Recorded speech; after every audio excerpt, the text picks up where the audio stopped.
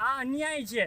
આપણે આ સુરેન્દ્રનગર જિલ્લો ગુજરાતનો જ જિલ્લો છે, નથી કંઈ પાકિસ્તાનનો. ધાંગધ્રા તાલુકાના કોંડ ગામે જે પાવરગ્રીડ કંપની, જે મહારાક્ષસી કંપની છે, તેની સામે ખેડૂતોનો આજે એક મિટિંગ હતી. ધાંગધ્રા તાલુકાના વાત કરીએ કે સુરેન્દ્રનગર જિલ્લાની અંદર ફક્ત જંત્રી પ્રમાણે વળતર ચૂકવવામાં આવે છે, અને અમારા જ પાડોશીનો તાલુકો ગણીએ તો હળવદની અંદર એને વાણિજ્ય પ્રમાણે વળતર ચૂકવવામાં આવે છે.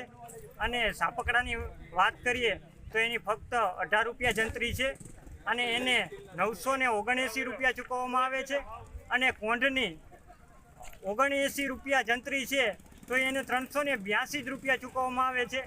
અને અત્યારે કોંઢ ગામે પાવરગ્રીડ કંપનીનું કામ અમે અત્યારે બંધ રખાયેલું છે, અને જ્યાં સુધી અમારું વળતર પૂરું કંપની નહીં આપે ત્યાં સુધી અમે આ પાવરગ્રીડ કંપનીને કામ કરવા નહીં દઈ.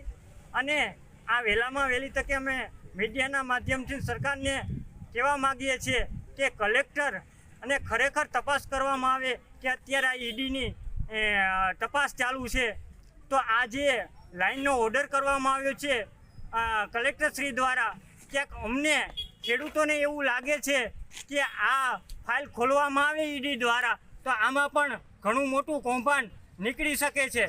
બાજુના જિલ્લાને એટલી 979 રૂપિયા, અને કોંઢવાળાને સુરેન્દ્રનગર, કોંઢ એક નહીં સમગ્ર સુરેન્દ્રનગર જિલ્લાને ખાલી 382 રૂપિયા. આ કેમ ન્યાય? આ અન્યાય છે. આપણે આ સુરેન્દ્રનગર જિલ્લો ગુજરાતનો જ જિલ્લો છે, નથી કંઈ પાકિસ્તાનનો. હળવદ જિલ્લો, મોરબી જિલ્લો સુરેન્દ્રનગરમાં જ આવે છે.